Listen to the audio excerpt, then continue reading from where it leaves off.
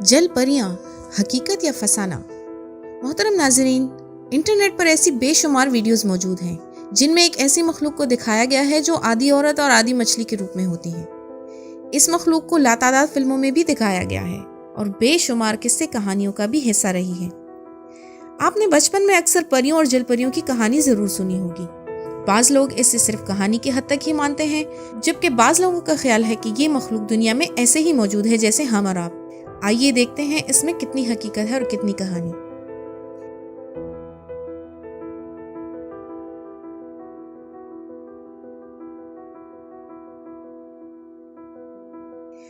जल परियों की कहानी का आगाज तकरीबन 3000 साल पहले शाम के इलाकों से हुआ और कहा जाता है कि उस वक्त के लोगों का मानना था कि एक शहजादी एक झील में कूदकर आधी मछली बन गई है, लेकिन उसका चेहरा उसी तरह से एक खूबसूरत शहजादी ही की तरह है। कदीम रोमन्स जल परियों को अपना दुश्मन समझते थे, जिनका मानना था कि ये मखलूक पानी के अंदर रहकर उनकी कश्तियों को नुकसान पहुंचाती है। फिर वक्त गुजरने के साथ साथ इस मखलूक की कहानियों में भी इजाफा होता गया, जिनमें कई ऐसे वाकयात का तस्करा किताबों में मिलता है जिनमें लोगों ने जल परियों को देखने का दावा किया। उन्हीं वाकयात में से एक मशहूर वाकया अमेरिका को दरियाफ्त करने वाले क्रिस्टोफर कोलंबस का भी है। ये 1493 की बात है, जब दुनिया का चक्कर लगाते कोलंबस एक जजीरे पर पहुंच गया, जहां उसने एक जलपरी देखने का दावा किया, लेकिन उसके बकौल वो मखलूक एक औरत नहीं बल्कि एक मर्द था। दोस्तों, ऐसी कई कहानियां इंटरनेट पर मौजूद हैं, लेकिन हैरत की बात यह है कि आज के दौर में भी जलपरियों को देखने का दावा करने वाले अफराद की कमी नहीं, लेकिन आज तक इन जलपरियों की एक भी असल तस्वीर मंजर आम पर नहीं आ सकी जिससे इस मखलूक की हकीकत साबित हो। लेकिन ये भी एक हकीकत है कि साइंसदानों के मुताबिक उन्होंने आज तक समंदर को सिर्फ 5% तक ही दरियाफ्त किया है और बाकी 95% में क्या है इसके बारे में किसी को भी इल्म नहीं। तो क्या ऐसा नहीं हो सकता कि अभी तक समंदर में ऐसी मखलूकात इंसानी इल्म से पोशीदा हों, जिनमें शायद जलपरियां या उन्हीं जैसी कोई मखलूक भी हो? क्योंकि कायनात में अल्लाह इज़्ज़त जल्ला ने बेशुमार मखलूकात पैदा फरमाई हैं। उनमें से बाज वो हैं जिन्हें देखने से हमारी आंख कासिर है, जैसे फरिश्ते, जिन्नात वगैरह, और बाज वो मखलूकात हैं जिन्हें हम देख तो सकते हैं लेकिन वो हमारी पहुंच से बहुत दूर हैं। कुरान मजीद में अल्लाह ताला ने जा बजा इंसान के साथ जिन्नात का तस्करा फरमाया है, जिसमें से एक मशहूर आयत आपने जरूर सुनी होगी, सूरह ज़ारियात आयत नंबर 56, जिसका तर्जुमा है, हमने इंसानों और जिन्नात को इसलिए पैदा फरमाया कि वो हमारी इबादत करें। इस आयत के तहत हम पर लाजिम होता है कि हम जिन्नात पर यकीन रखें, क्योंकि कुरान की आयत का इनकार कुफ्र है।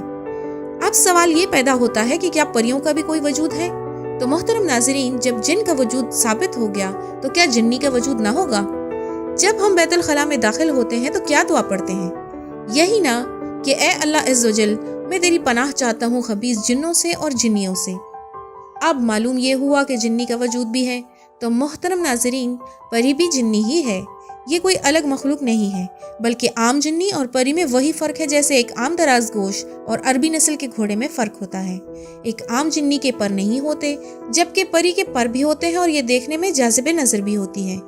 इनमें कबाइल भी होते हैं और जिस तरह हमारे यहाँ नस्ल और कबाइल पर फ़ख्र किया जाता है, बिल्कुल वैसे ही उनमें भी आला कबाइल दूसरों पर फ़ख्र करते हैं। मिसाल के तौर पर कबीला एमन, ये कबीला निहायत मुअज़्ज़ज़ कबीला माना जाता है। इसी तरह बेशुमार कबाइल परियों में भी मौजूद हैं। तो ये तो बात हो गई परियों की। अब कुछ बात जल परियों के मुतालिक भी कर लेते हैं।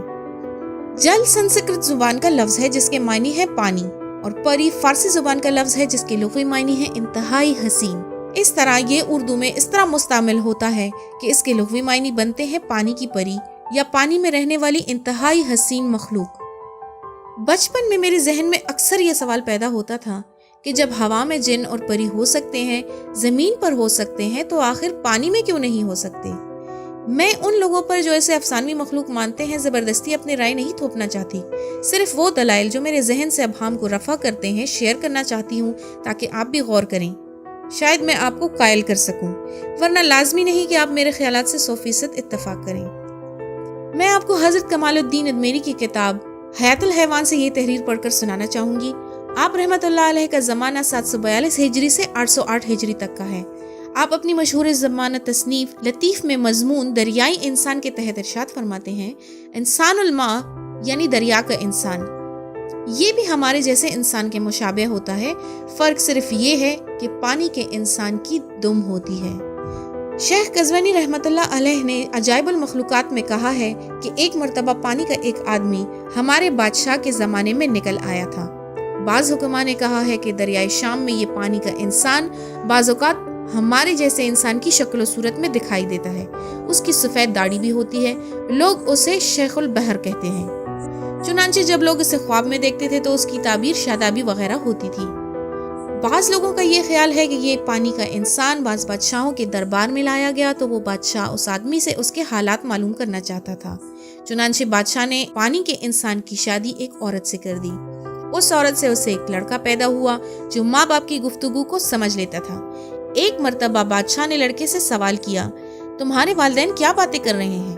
تو اس لڑکے نے جواب دیا کہ میرے والد یہ کہہ رہے ہیں کہ تمام جانوروں کی دم ان کے پچھلے حصے میں ہوتی ہے، لیکن میں ان لوگوں کو دیکھتا ہوں ان کی دم ان کے چہرے میں ہے۔ حضرت لیث بن سعد رضی اللہ تعالیٰ عنہ سے دریائی انسان کے بارے میں پوچھا گیا تو آپ نے فرمایا کہ دریائی انسان کا گوشت کسی بھی حالت میں نہیں کھایا جا سکتا۔ واللہ العالم۔ بنات الماء، بنات الماء یعنی پانی کی عورت۔ ابن ابی الاشد نے کہا ہے کہ یہ بحر روم کی مچھلیاں ہیں جو عورت سے مشابہ ہوتی ہیں، جن کے بال سیدھے اور رنگ گندمی ہوتا ہے۔ یہ مچھلیاں گفتگو بھی کرتی ہیں لیکن ان کی گفتگو سمجھ سے بالاتر ہے۔ نیز یہ مچھلیاں ہنستی اور کہکہا مارتی ہیں۔ ملاح کبھی کبھی ان مچھلیوں کو پکڑ لیتے ہیں اور ان سے وتی کر کے پھر دریا میں چھوڑ دیتے ہیں۔ رویانی کہتے ہیں کہ جب ان کے پاس کوئی شکاری عورتوں سے مشابہ مچھلی پکڑ کر لاتا تھا تو یہ ان سے وتی نہ کرنے کی قسم لیتے تھے۔ شیخ قزوینی رحمۃ اللہ علیہ نے عجائب المخلوقات میں اس بات کا تذکرہ کیا ہے کہ ایک آدمی ایک بادشاہ کے پاس اس قسم کی مچھلی شکار کر کے لے گیا تو جب وہ مچھلی گفتگو کرتی تھی تو اس کی گفتگو سمجھ میں نہیں آتی تھی، بس اس آدمی نے اس مچھلی سے شادی کر لی۔ اس سے اسے ایک بچہ پیدا ہوا اور وہ بچہ فطرت کے عین مطابق اپنے باپ اور ماں دونوں کی گفتگو کو سمجھتا تھا۔ اس ویڈیو میں آپ کو سمجھانے کے لیے میں نے جل پری کا لغوی معنی پیش کیا ہے۔ ہم نے جل پریوں پر تحقیق کی خاطر بے شمار کتب کا مطالعہ کیا، لیکن وہ تمام کتب اس موضوع پر خاموش ہی ہیں کہ آخر جل پریوں کا شمار کس مخلوق میں کیا جائے، انسانوں میں، مچھلیوں میں یا جنات میں۔ مجھے لگتا ہے کہ ان کا شمار جنات کی قسم میں کرنا اس لیے بھی آسان دکھائی دیتا ہے کہ جنات کی ایک بڑی تعداد سانپوں کی شکل میں زمین پر پائی جاتی ہے، تو عین ممکن ہے کہ یہ پانی کے جنات ہوں۔ مگر یہ صرف ایک رائے ہے جو کہ غلط بھی ہو سکتی ہے اور صحیح بھی۔ بہرحال ان کا شمار چاہے جس قسم کی بھی مخلوق میں کیا جائے، رہے کی تو یہ مخلوق ہی، لیکن اسلاف سے تو یہ ثابت ہو گیا کہ جل پریوں کا وجود ہے، یہ کوئی افسانہ نہیں ہے۔ بہرحال ان تمام باتوں کا صحیح علم تو صرف ایک اللہ ہی کی ذات کو ہے جو ہر چیز پر قدرت رکھنے والا ہے۔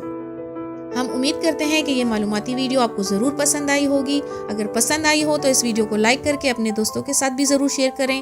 ہم آپ سے اگلی ویڈیو میں ایک اور اچھے ٹاپک کے ساتھ پھر ملیں گے۔ تب تک کے لیے اپنا خیال رکھیے گا۔ اللہ حافظ۔